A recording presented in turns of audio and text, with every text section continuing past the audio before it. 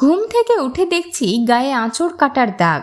বাড়িতেই ভৌতিক ঘটনার শিকার হয়েছেন অভিনেতা রণজয় বিষ্ণু।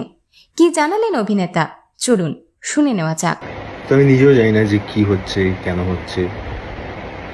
এটা বেশ কিছুদিন ধরে হচ্ছে, মানে আমি বলছি লাস্ট 3-4 মাস ধরে এরকম বহুবার হয়েছে যে আমি সকালে ঘুম থেকে উঠলাম, দেখলাম হাতের মধ্যে স্ক্র্যাচ হয়ে রয়েছে। আমার এখানে এরকম লম্বা স্ক্র্যাচ, যেটা হওয়ার কোনো কারণে পরশু দিন আমার এইখানে, আমি এখন দেখাতে পারছি না, ঠিক আছে, আমার এখানে এরকমভাবে স্ক্র্যাচ এবং তার সঙ্গে এরকম মানে অদ্ভুত আঁচড়, কোনো ক্লুই নেই আমার হোয়াট ইজ হ্যাপনিং। চারিদিকে দরজা মানে জানলা বন্ধ করে আমি বাড়ির থেকে বেরোই।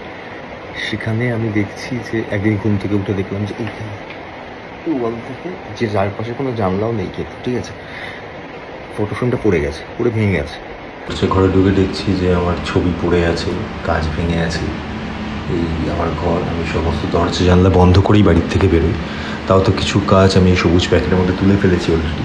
তবে হঠাৎই কি মনে হলো ভিডিওটা বানালাম আর কি। কোনো কারণ নেই কিন্তু এটা হওয়ার। দরজা জানলা সব বন্ধ, আমার টপ পড়ে আছে, আমার ছবি পড়ে আছে, কাঁচ ভেঙে পড়ে আছে। কী হচ্ছে কিছু বুঝতে পারছি না। অনেকদিন ধরেই হচ্ছে, বিভিন্ন রকমভাবে হচ্ছে, লাস্ট 3-4 মাস ধরে হচ্ছে। বিশ্বাস করা না করা তো লোকে বলে যে নিজের উপর। তা আমি কিছু বুঝতে পারছি না যে হচ্ছে। যদি কারো কাছে কোনো উপায় থাকে আমাকে বলবেন। সারপ্রাইজড।